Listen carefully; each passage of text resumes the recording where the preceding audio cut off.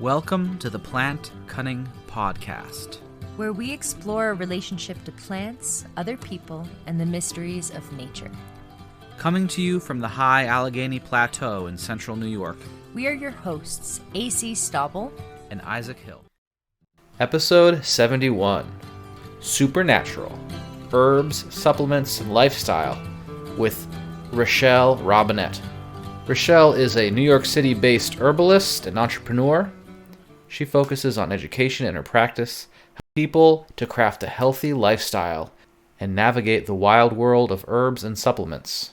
We talk about techniques like intermittent fasting, the role of supplements, what adaptogens are and how they can help, and how to find balance in a busy and productive lifestyle and taking care of yourself. If you'd like to support this podcast and gain access to exclusive content, then hop on over to patreon.com/plantcunning and sign up there. Well, I hope you enjoy the episode.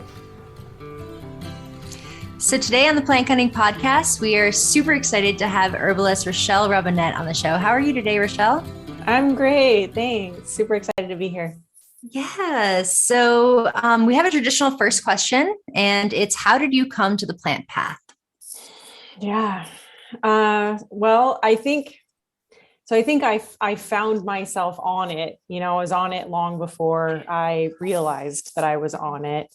I grew up in an environment that was very plant forward, from a food standpoint, from an environment standpoint, from kind of my parents' teachings and, in a very straightforward way, I grew up on a farm. So I was just surrounded by nature and a garden and animals and the elements and, all these things that are really deeply integrated in who I am now.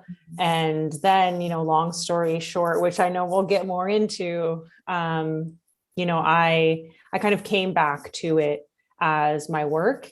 And I realized at some point, I realized how deeply integrated these things were and that they were very much a part of me and that they wanted out and also that the world wanted them. And so it was this sort of, coming together of, me coming out about being so basically obsessed with all of this. And, that was the point at which Supernatural was born. So I've really just been on the path. And I think I didn't, recognize that until farther along.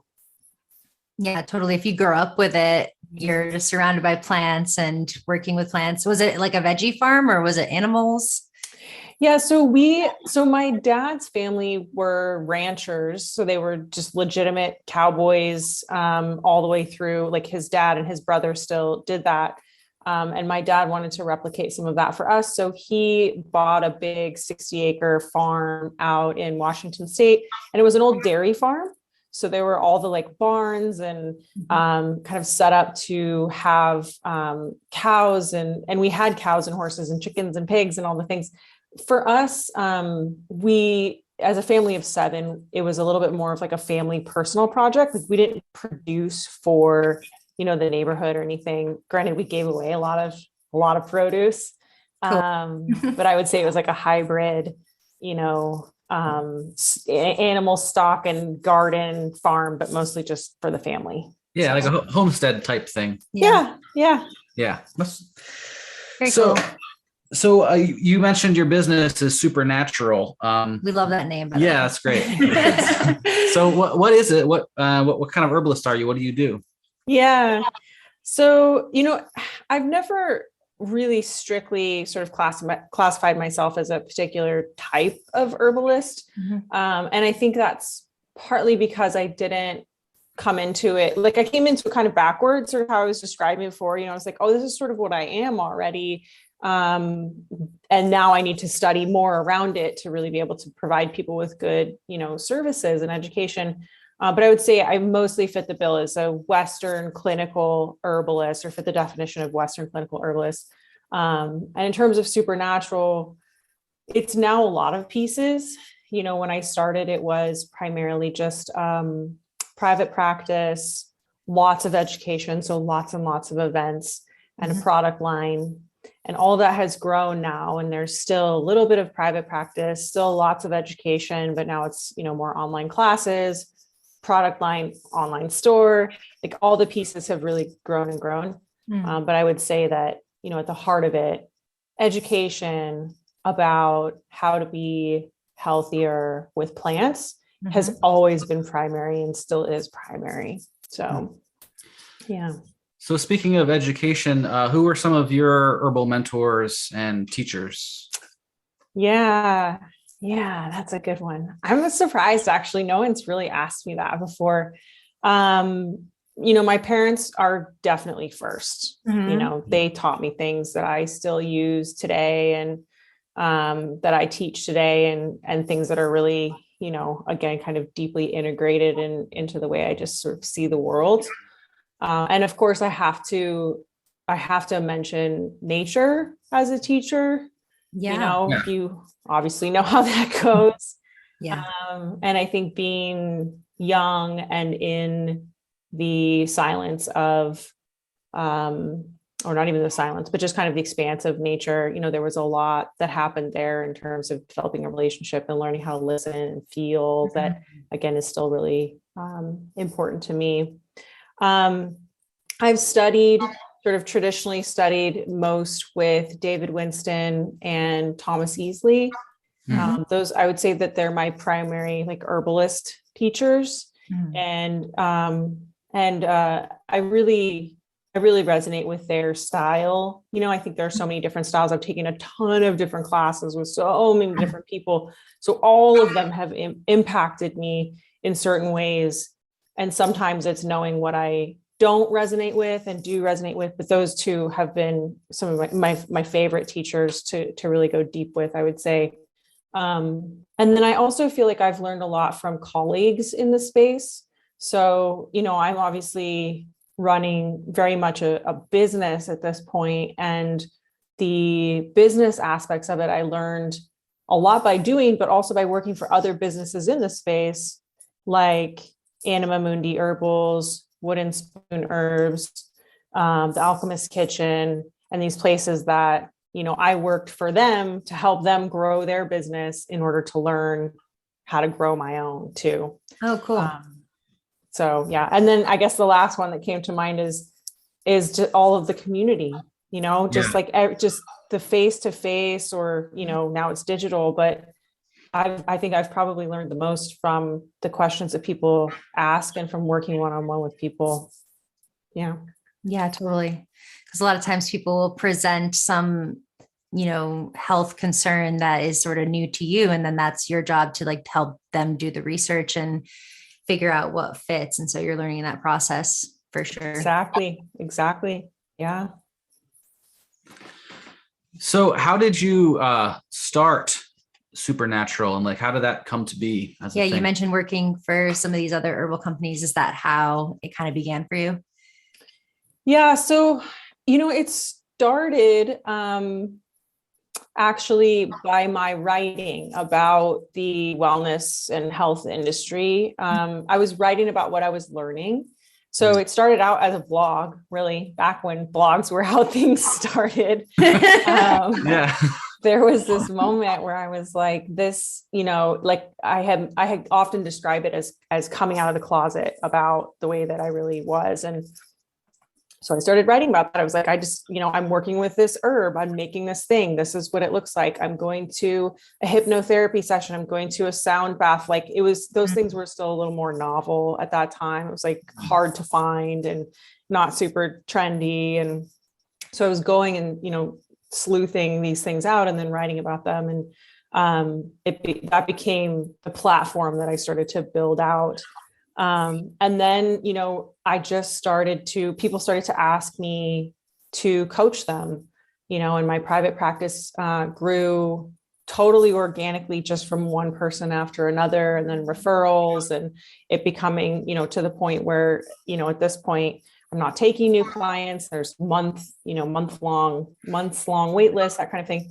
So that was really organic. And I would say all of the business was very organic. At some point early on, I decided to start to sell the products that I was making, and so that grew into a product line.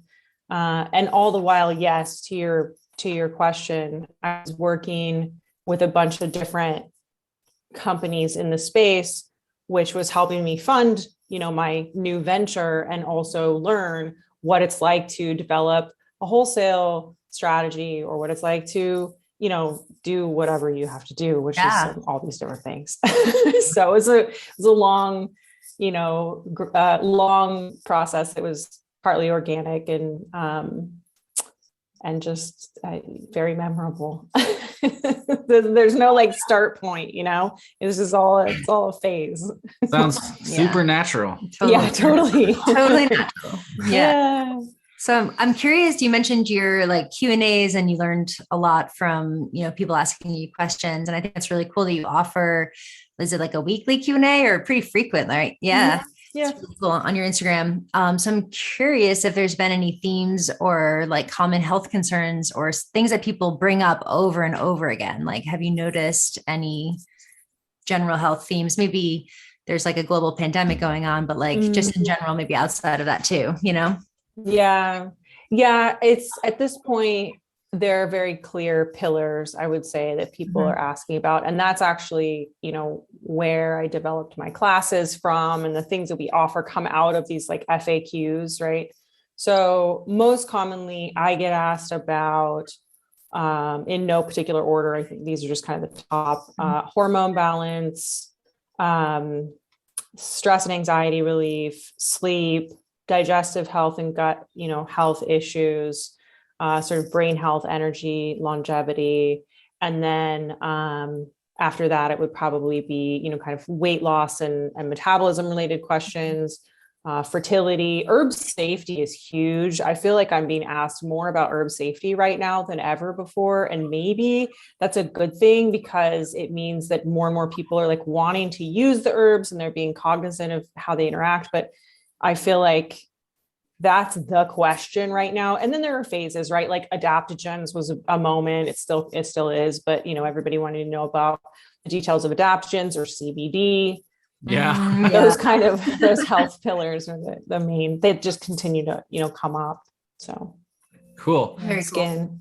Cool. Yeah. It's really interesting. I mean, you get to see all these questions coming in, and then it's really cool to hear from my perspective, like what's coming up. Yeah.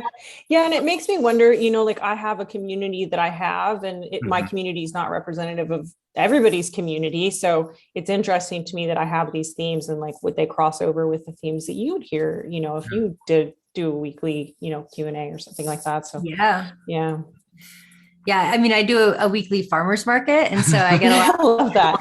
And I've been doing it since, well, not this one market, but I've been doing farmers markets since like 2012. So I feel like you get a lot of common questions with just being the herbalist in public. That's like, hey, person who knows about herbs, like, oh yeah. So I think that's pretty common for me. Like the pillars that you just mentioned, I'd say are pretty common to the community of the farmers market. Yours as well. Yeah. Very common. Yeah, that's cool to hear. Yeah. And then we wanted to ask you too, in sort of the same vein of like common health themes, if there's some certain herbs in your practice that you like can't live without, that are just like, these are the ones that I have to restock all the time, whether it's teas or glycerites or tinctures, like are there certain herbs that you are using a lot in your practice? Yeah, that's interesting. The first herb, when we think about it this way, I guess it does get to be classified as an herb, but it's food first is one of the things that I always am working with. Sort of annoying, I think, in that aspect that everybody, they're like, what's the herb for X? And I'm like, we have to talk about food first, but totally, food first. Of course, I don't sell food, so, that one doesn't sell out, but if I could, I would. Yeah. I'd be at the farmer's market, like go over there first and then come back over here. Yeah, totally. So, but other than that, it is very much aligned with those pillars. So like, I would say probiotics and digestive bitters are huge. Like anything in the gut health category. I wouldn't say, we don't do a whole lot with single herbs. So it tends to be the blends, like a tea blend or the tincture blend, and, something like a stress relief blend. So like the nerveless tea is probably my best seller ever. And that's also our gummies, right? Like the nerveless gummies. That's such a classic blend that I think does sell, always the best. And then, after that, it might be sleep, so like a sleep blend, something for focus. So, the nervines and some sedatives for sleep, and then something for focus. But I guess there aren't singles that I could really point to, but yeah, because you mostly do the formulas, but definitely the nervine, brain function. Yeah. It's kind of to the biggest problems coming up for you. Yeah, exactly. So what about for you personally? Like, what are your indispensable herbal allies? Yeah. So let's see. So I'm big on the mood supports. This has been just like a story of my life, kind of understanding brain chemistry and mood balance and those fluctuations, like finding a happy place with that. So I found a lot of relief with or support from Mucuna pruriens, along with a blend that I have it's a Chinese skullcap, L-theanine, Panax, and 5-HTP. So it's a blend of like some of the supplements and then some of the herbs. Those together, really phenomenal. I'm huge into herbal bitters as well, like all day long, just drinking herbal bitters. I think that helped me, improve my absorption function, which helped my iron levels come up. I was like a lifelong anemic before I was plant-based, and then I became plant-based, but had this happening, and like using, ashwagandha and bitters because of iron content in ashwagandha. I think that's been helpful. Ashwagandha is one of my faves, and like lavender. I love lavender. It's so like, I don't really use, I use CBD for some other purposes, but for chill, lavender is just my jam. It's so powerful. And I think people are just like, well, it's so basic. Like, I know that one, it's not going to be powerful, but man, I love that plant. So there's a lot in the rotation, but I would say those are like, also kava. I'm a big fan of kava. Oh, so they're all kind of the same vein, right? Chill. It's all like, like those are the ones I travel with. Cool. I guess it makes, like, it depends on like your particular, situation. Like you probably need some more chill stuff. So I also need some chill stuff, but sometimes I need some like, stimulating. I run really high. So it's like, happy hour is big. Herbal happy hour. Totally. We've been doing a lot of interviews on like energetics lately, and like on understanding like each individual's body system, and like how that kind of changes. You can't give too hot herbs to somebody who's too hot, but it really depends on what the individual is dealing with, I think. But bitters seem to be good for a lot, like especially when digestion is such a integral part of health, and American, food is not necessarily the best. It's true. Yeah, you get a lot. You can use those bitters and see so many different, systems improve because the guts. Yeah, it's true. Yeah. What are some of your favorite bitters? Like, do you like more aromatic bitters or more like just bitter bitters, or? It depends on if it's for me or if it's for clients. I feel like aromatic bitters, something that's still palatable because you want to be, taking them and tasting them. I end up going with like orange peel, cinnamon, gentian, maybe some clove, artichoke, ginger, like that realm. It depends though. I really like Herb Farm's bitters. So it's like, I have some that I've made. I'll use Herb Farm or, what's the Urban Moonshine, Yeah, they make some tasty ones.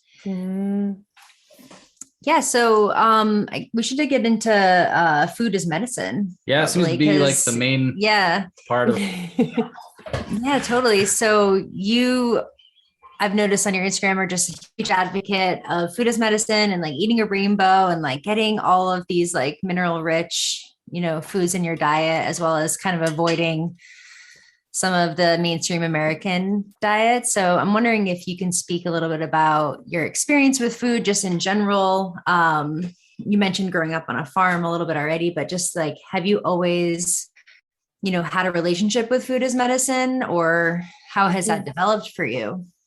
Yeah, I think that I probably have always had a relationship with food as medicine, though again, like with herbalism, didn't really realize it. Like I think I have been taught from such an early age that what we eat and drink and even take in through our senses is going to affect our experience of life. That is pretty inseparable for me. So, if you're, seeing light, eating a thing, drinking a thing, like I'm aware of how that's going to impact me or somebody else. So then in that sense, yes, thinking of it as medicinal. But, I grew up eating fairly differently than I do now. I meat, my family was very much about, protein at every meal and meat and milk. And, we didn't eat processed food. It was like a treat to have, occasionally, like we would go to McDonald's as a drive-through or like have a, pop at the movies or something like that. But it wasn't part of, the home on a regular basis. So it was a treat. And I think we understood kind of the implications of having that as a special occasion versus all the time.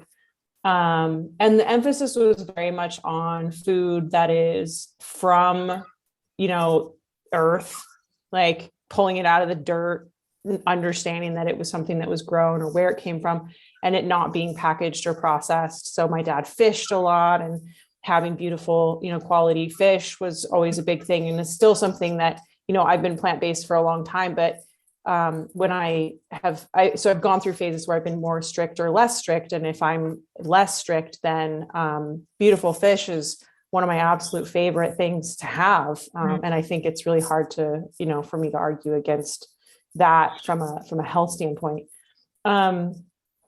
So yeah, I've always understood kind of the value of it and of it being whole food, I would say, right? Whole kind of natural food.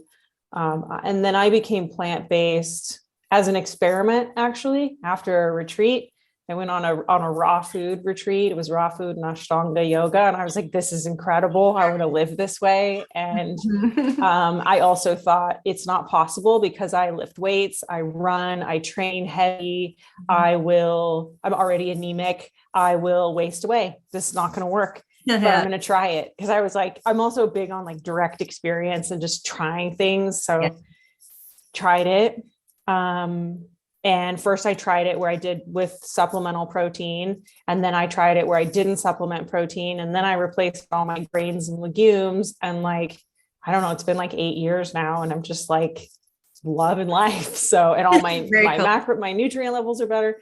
So, you got to do it right if you're going to do plant-based. But anyway, back to the original question. Yeah, I think I have a relationship with food that I'm very grateful for. And mine is more, I think my personal routine, just like my routine with herbs and supplements and also with fitness, tends to be more extreme than I would expect most of my clients to be. And so I don't expect that, like, people will do as I do, but I'm also out here learning things and experimenting with things and kind of pushing it to the edge a little bit so that I can have some kind of understanding to bring back to people.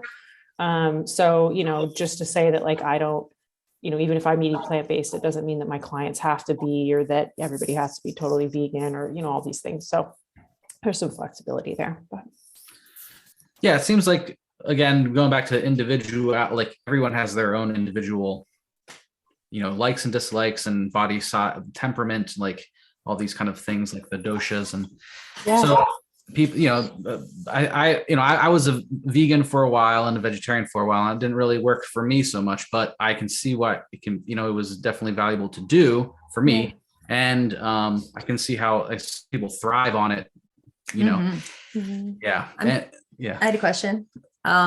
So if you have a client that is, eating problematic foods or things that you think may be causing problems with them, like whether it's like an inflammatory food like dairy or something like that, do you have suggestions on like how to help them move away from the dairy, and like how do you walk someone through these like big life changes with changing their diet? It's like a touchy subject, Yeah.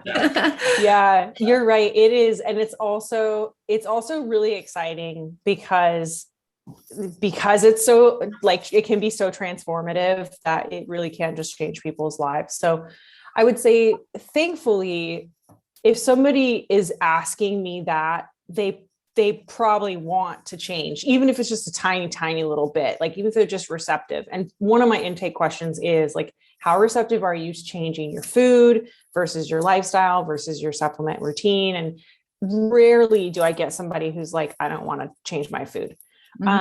So you're right, it's touchy. And so I will generally go slow and we'll do one change at a time. Okay. And we do replacements instead of eliminations. So you're never feeling like you're having these things taken away from you.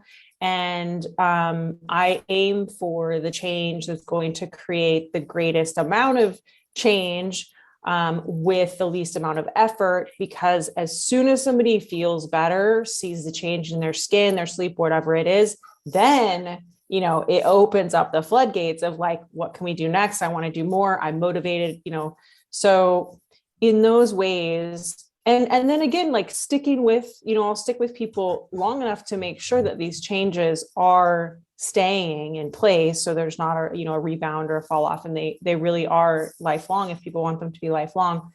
And then, one change after another can become a total transformation or just a little adjustment, whatever somebody needs. But oftentimes I find that people never want to go back to the way that they were, before, because they probably, weren't feeling well. And that's why they came to see me in the first place. But yeah, I would say gradual, one at a time, and then making sure there's a ton of support. So like, not only did we didn't just take dairy away, but we replaced it with something, and we gave you like 5 alternatives, so if you're like, I don't want this replacement, well, then I have all these other things to choose from too. So you come away with more options as opposed to less. That's brilliant. Yeah, that makes a lot of sense. Just changing that framework and those words of like, feeling like you're without this comfort food that you've had since a child, mama's mac and cheese or whatever it is. And talking for myself. I get it. Mine was lasagna. I was such a pasta fan. And there's also like, sometimes in the one-on-one sessions, sometimes it can start to feel a little bit like therapy. And I don't, that's not what I do. And I don't claim to want to try to get into that territory, but we'll talk about the comfort, and what makes you feel good now versus, later. And there are a lot of, just like with herbs, we have to understand that, like that emotional relationship and all of the psychology that we get wrapped up around the way that we feel and the way that we look and what we consume. And so that definitely comes up too. Mm-hmm. Yeah. That thing about remembering how you felt. Like for me, sugar is the worst thing, and I like, if I'll eat something that's too much sugar, I'll feel good immediately. And then later I'll have too much, fire in my stomach. And then I'm like, oh, why did I do that? Yeah. But sometimes it's worth it, but every once in a while. Yeah. I hear that. But yeah, helping people, remember that, and then having options, I think, is really crucial. Another thing that you talk about in regards to like food as medicine is also the absence of food as medicine, right? The absence of food, intermittent fasting. That's something that we've both experimented with a lot, and we kind of have basically, we don't eat before 11 or after 8, and that's pretty great. So what is intermittent fasting? How did you get into it, and how can it, help people? Yeah. Well, you're on the same exact schedule that I'm on. So nice. I love that. Yeah, it's a good one. Mm-hmm. It's funny. I actually learned about intermittent fasting on that same retreat that I mentioned, the raw yoga. It was a great retreat. And I've been practicing it ever since, about 15, 16 hours, and, flexing it as needed with travel or whatever else. But the longer you do it, the easier it gets. At this point, like I wouldn't want to try to eat sooner than that, or, it becomes very natural. And man, it's good for so many things, it's like, just to kind of continue on our previous point, from a psychological standpoint, and I guess it has to be prefaced with the caveat that if somebody has a disordered relationship with eating, then any kind of food restriction, like, fasting, is maybe not a good idea, or definitely needs to be, reconsidered. So it's not just blanket, good for everybody, but otherwise, from a health standpoint, it can be very beneficial. And from the sort of emotional or, psychological standpoint of just giving us a little bit of freedom to be without food for a while is really helpful. We're in such a society that is like eating all the time, snacking all the time, really just kind of dependent on having food around us all the time, that to just take a break can be a cognitive, relaxation, liberation even. And then functionally, it's so helpful for digestion and kind of cognitive function and cognitive clarity, longevity, from a, again, from sort of a neurological standpoint. But also for me, I think the most compelling benefit is the cellular cleanup that you're getting when you're not eating. It's the same as when we're sleeping, right? Our brains are like going in and going to do cleanup time, cleanup and consolidation. I think for me that autophagy or autophagy is probably the most compelling and makes the most sense too. You get it right away. You're like, what's it good for? Well, if you take a break, then your body gets to go in and like clean up, from a cellular standpoint. There's also blood sugar balancing benefits, and the list is pretty long. Like if you're doing exercise when you're in a fasted state, you're getting more benefits from that as well. Like it's good. It's good. And I mean, I'm sure there's probably some argument about this, maybe, but I think it's very natural too. Our bodies are meant to fast and feast, so. Yeah. You think about like our ancestors,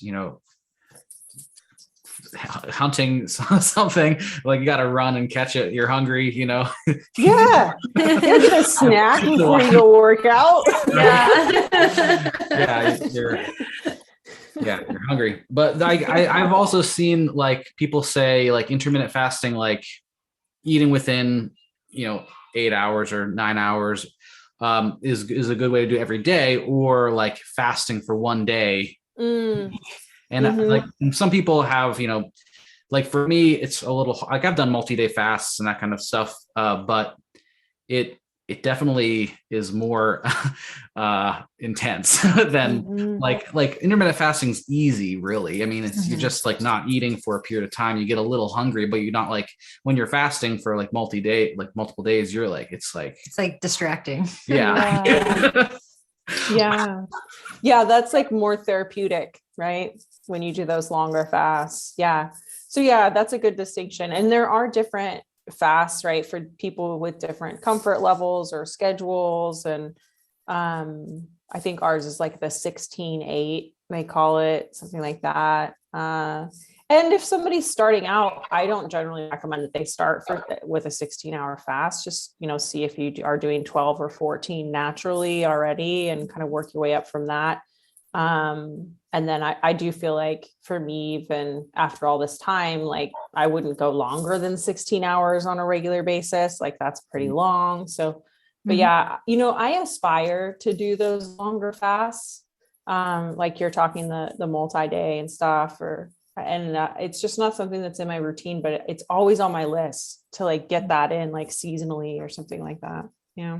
I mean, even just one day is pretty, it can be hard for me. I know some people that they're just like, you know, they're kind of built more that way they could do people forget to eat just because they're like working all day and they're like, oh, I didn't do that eating thing. I'm like, that's not me. I do not forget. But I guess one of the first ways somebody can get into intermittent fasting is just like not have midnight snacks, you know, like not eat any snacks after dinner. You know? Just stop when dinner's done. Yeah, totally. And so we also wanted to ask you a little bit about supplements. Are there certain supplements that you feel like are good for most people to have, whether it's like a vitamin D or something like that, where, you know, we're often just nutrient deficient in certain things that you find and we need to actually supplement? Like, when is food not enough, I guess? Yeah. I'm not too big on everybody needing a certain supplement. I know some like functional medicine practitioners and probably herbalists I feel like maybe you see that more in the functional medicine space where it's like everyone needs D and a multi, and there's nothing wrong with that. It's just not my approach. And I feel like, I don't know. I feel like there's already so many things that we like want to do and take and add into our routine that I like to recommend that people get their blood work done and understand where their levels are. And then if you're deficient in something, you need to supplement for it. Like eat for it, also do the bitters so that you absorb things better and supplement for it. And then if you get your levels up to a certain point and they can stay there with just your good digestion and your food again, maybe you can stop that supplement.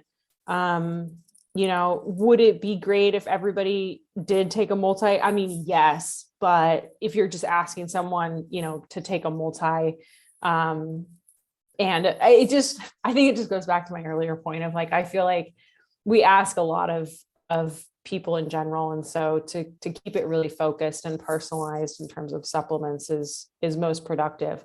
Now, I am a big fan of supplements. I use about as many supplements. I probably use more herbs than I use supplements, but for me, it's interchangeable in terms of what somebody needs. If it's, you know, if somebody needs iron, we might be talking about a supplement form. It might be an herbal form.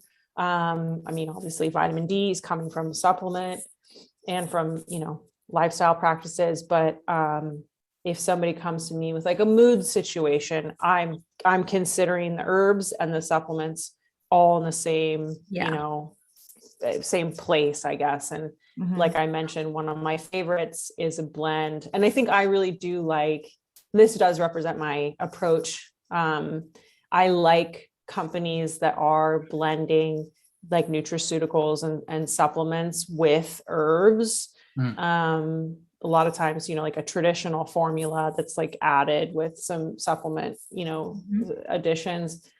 And I think that kind of represents how I approach this too, which is like, we have a lot of traditional and historic knowledge, and we also have new information. Let's work with both. So yeah. So cool. Yes. And no-ish. Not you're focusing on individuals, which I think does make sense. So it also makes sense. I mean, as far as like getting enough nutrients in your diet and then being able to absorb them, that's kind of the first step really, and seeing what you are deficient in. That makes a lot of sense. Do you find that people are often deficient in stuff or like,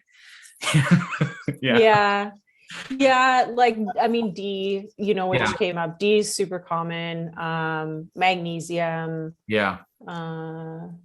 iron sometimes. The B, I feel like there's more concern about B12 than I actually see B12 deficiencies. Maybe that was like an older thing. What else? Like thyroids, you know, thyroid related levels, iodine or something. Omega balance tends to be off a lot. But yeah, I would say those are are probably the major ones those are coming to mind. Yeah. Yeah. And just so our listeners are mostly, I think know a lot about herbs in general, but you're saying the importance of bitters is partly also to help digest those nutrients, right?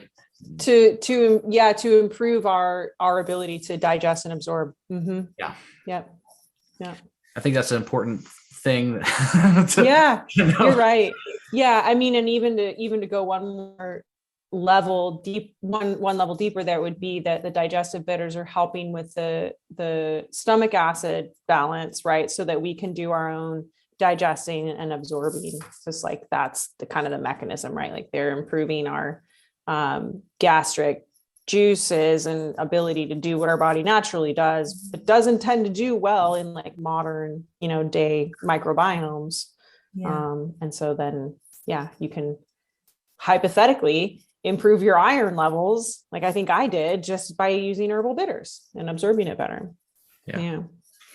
And you also mentioned ashwagandha before, which I had no idea that it was high in iron, you said?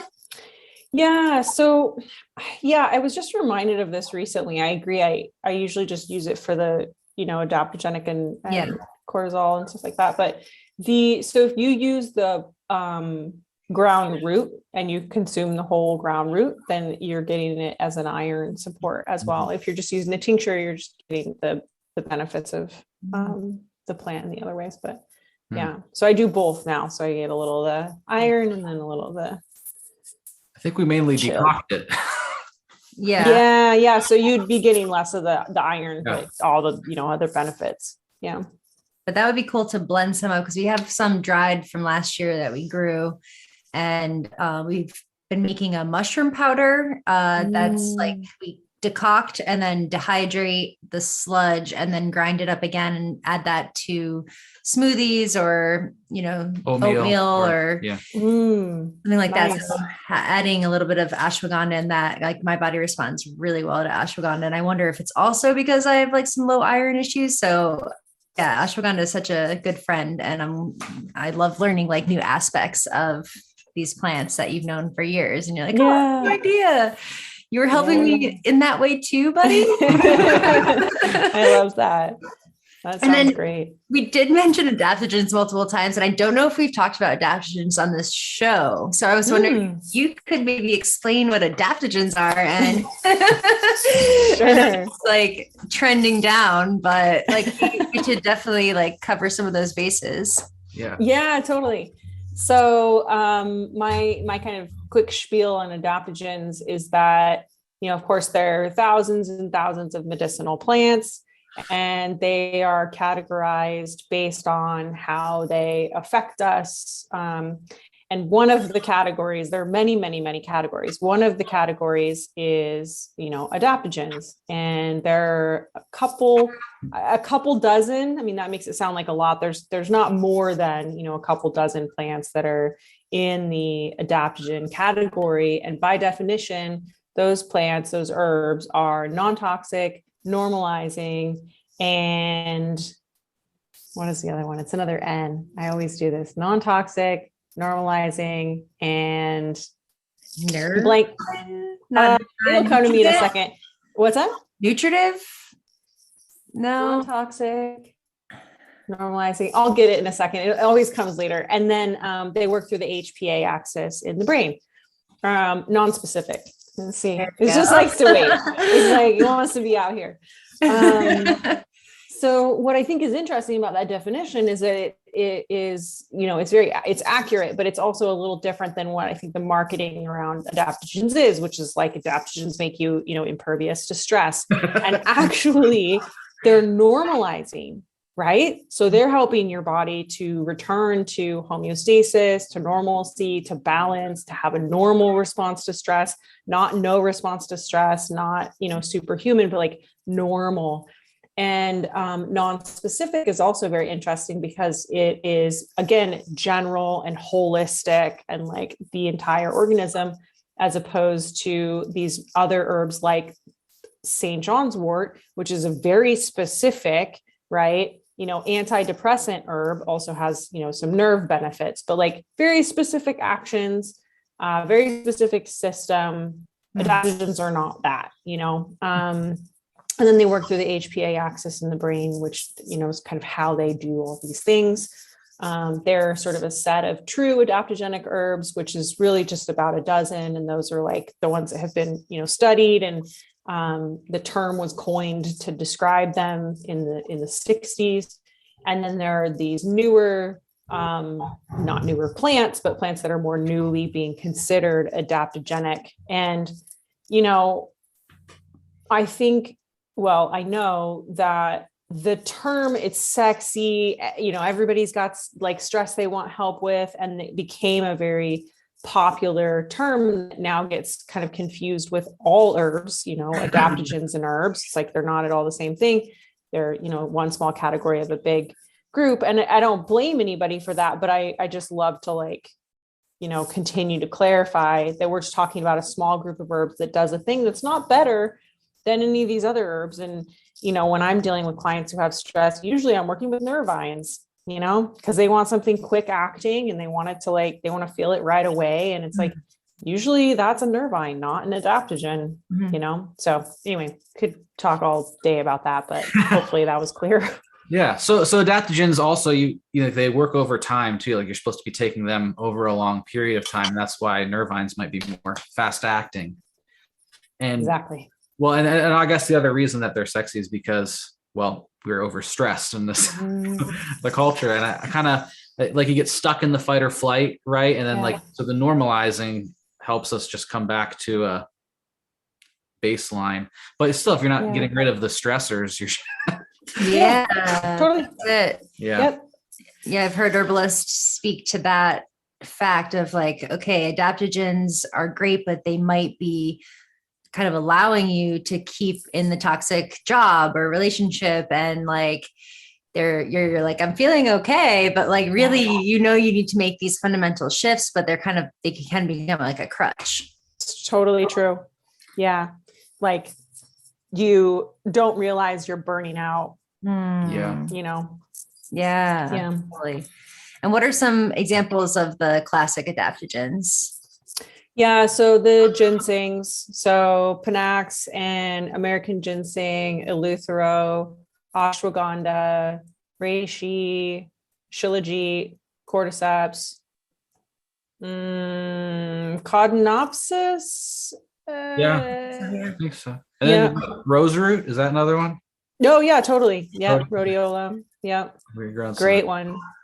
And then I think Tulsi is one, or is that one of the newer ones that people are like, I think it has adaptogenic properties, but. Yeah, that's one of the newer ones. Yeah. Tulsi. What else is newer? I'm not sure if I remember the newer ones as well. Like maca is like a possible, I think. Uh-huh. Oh. Yeah. They have these kind of like possible, probable adaptogens. Mm-hmm.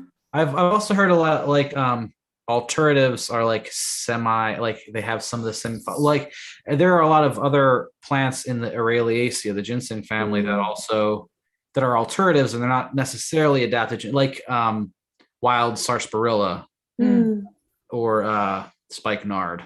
Like they're alternatives, but not, I don't know, but I kind of use them similar. They help flush out and get rid of stuff that is not, so it helps it work better in that way. But I guess there are a lot of things that can work, like, because adaptogens are non-specific, and you want specific herbs for more specific things too. Yeah. And you can have, So how do you usually use adaptogens in your work with clients or with yourself? Mm-hmm. Yeah, I often use them to sort of build a foundation. So just making sure that it's clear up front that, like, if you're going to start using ashwagandha, this is a commitment and it's meant to be, used long term. And we'll do the ashwagandha, but then we'll also do some nervines, for example, to give the real quick relief, and then make sure that ashwagandha is like part of the, protocol for a long time. And that's how I treat it too, any of these. And I guess that just kind of is actually how I use them. It's like they're foundation builders. And then you can reassess, after many months, if you have changed your state and maybe don't need them again, which I think is generally a good goal, actually. Yeah. So the main other thing that we wanted to talk with you about is herbal entrepreneurship. You seem to be doing pretty well with your business, and there's a lot of demand now for herbalists, and there's a lot of people wanting to be herbalists, and there's a lot of different ways that you can be an herbalist. But a lot of people are starting businesses now, and they don't know really what to do. Like they have skills with plants or with people, or that kind of stuff, but not necessarily business. Yeah. So what are your, like, do you have any, tips, advice for people starting out in an herbal business? Yeah, I think it's tough to answer that one because, like you described, there's so many different skill sets that you might have. And I feel like, the closer you can stay, and maybe the closer you can build this business around what you're good at and what you enjoy doing, at least initially, the more likely you're going to be able to succeed doing it, right? Otherwise, I feel like if you want to build something that you aren't, great at, or you don't love doing, and maybe you just want to do part of it, then this has to be, someone else has to do this, right? And that just requires that you have the resources to pay somebody else to do this other stuff, and you can get to that stage, like there's definitely stuff that I don't do now because I'm not good at it. And I have a team that does that, but I didn't do that back when I started, and I think it's also very sincere because there's also a lot of question about, like, how do I position myself, and how do I brand my business, and how do I, and I think the farther that gets, again, from who you are and truly really what you have to offer, the more challenging it is to kind of work with that. And it is also a challenge to sort of marry your business and your brand and your person. But if you can do that in a way, that you feel really good about, then it's going to be unique because it's going to be you, and it's going to be, feasible, I think, for you to kind of execute it, at least initially, again, because it's true to who you are and what you can and want to do. So it's such a big topic. Yeah, really. Yeah. I think that makes a lot of a sense, though, of just sticking close to what your skill sets are and who you are, and knowing when it's time to bring on someone else onto your team. Just be like, you know what, this finance part is just way too hard for me, or I just don't know how to do my labels. Yeah, totally. So many aspects. So I'm going to bring in a really cool artist and have them help me with this, Yeah. And maybe it's an investment up front, but then you'll make it back and it's worth it. And I mean, look, I made all my own labels. I did all of it at the beginning, we all, not all of us do, but most of us, I think, in the herbal business world do first, and, doesn't mean you have to do it forever. That's the other thing maybe to keep in mind. Yeah, totally. I never want to do my own labels ever again. Hell no. Man. And it's also more expensive to try to do it yourself. If you print them from home, the ink is so expensive. It just makes more sense to pay a professional printer to do the thing that they're really good at, and that's printing. So forgot about labels. Yeah. And then as far as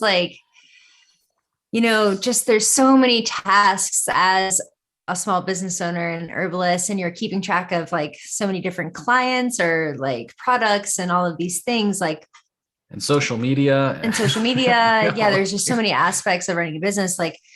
Do you have any tips for how you structure your day or your week so that you're finding balance with your own self-care routine, feeding yourself, exercise?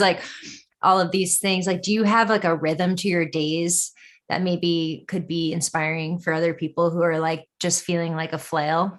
Yeah. Yeah. That's, I mean, that's major. And it's always been really important to me, you know, if we're preaching health, right? Practicing it is so important.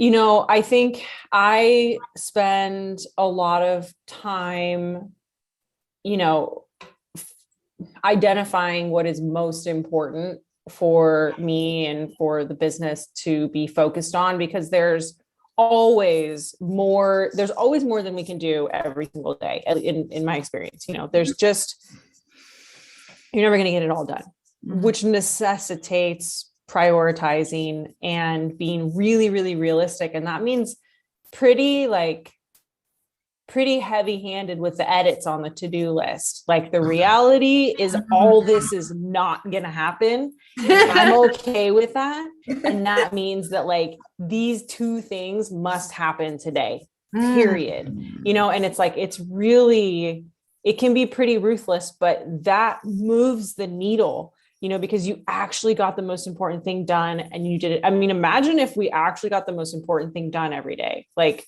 that, just that, you know, is really, and it's hard because the inbox tells us that we have 12 other things to do. Social media tells us we have 12 other things to do. So the hardest thing is not necessarily doing the one thing. It's not doing all the other things.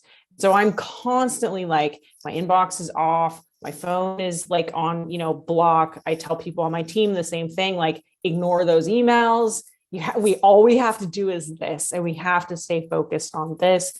And that also happens when it's like, okay, I did that thing and it's whatever time I said I was going to go work out or sleep or whatever, and I have to stop, and it's hard to stop.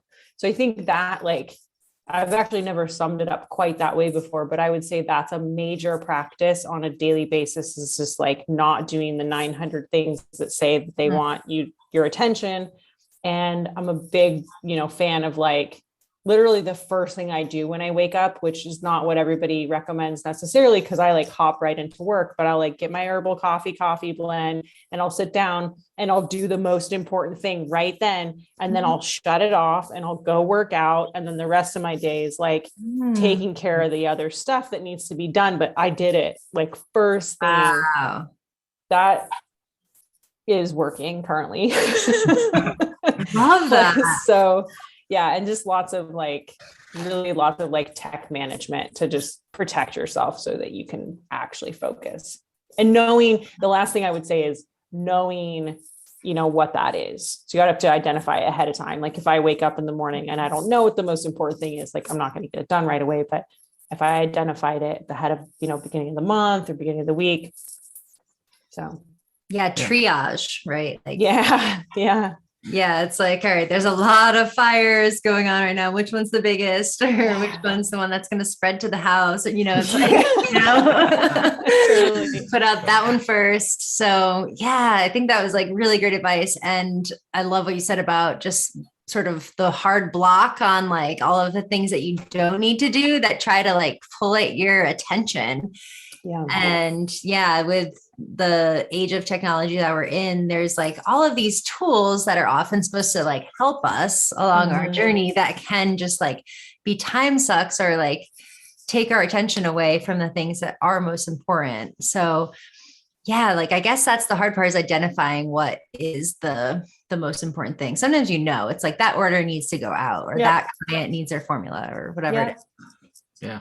Yeah.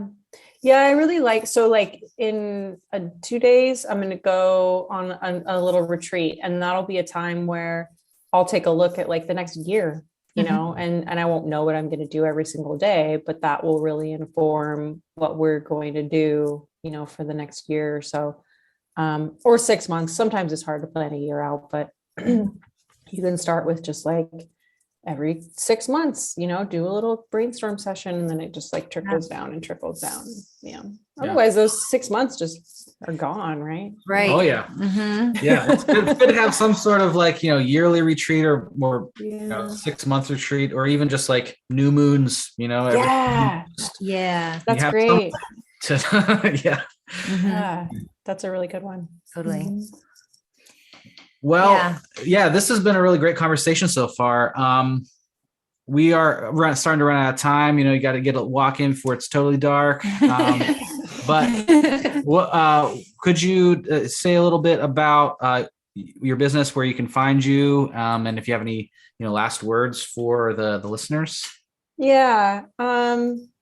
Well, you can find everything on our website. So it's the letter U, the letter R, supernatural.com. So you are supernatural.com. We have a newsletter, which is a really good way to stay up to date with new things. And I think a lot of things end up in the newsletter that don't end up on the website or in social media. So it's like a special little thing. One of the earliest things I ever did was a newsletter. So I really like that. And then we have our herbal gummies there and some of the tea formula that I had mentioned. Events are coming back. So it's all there. It's all on the website. Instagram exists too. So you can check us out there. And I would just say that, I just want to say a really warm thank you to you both for having me here. I think there's nothing that compares to the compliment of other herbalists. And so being able to be here with you and to talk to you, it means a lot to me. So thank you. And thank you for what you're doing. Oh, thank you, Rachelle. Yeah, that's so sweet. We've learned a lot, and this is the greatest part about being able to do this, is like getting to talk to all these different practitioners of herbalism or whatever, and learning, learning and connecting, and plant people are just so great. Yeah, it's true. Yeah, true. Totally. Well, thank you so much again for being on the podcast. And I encourage everyone to go check out your website and social media. And we'll talk again soon. Thank you. Bye. Bye.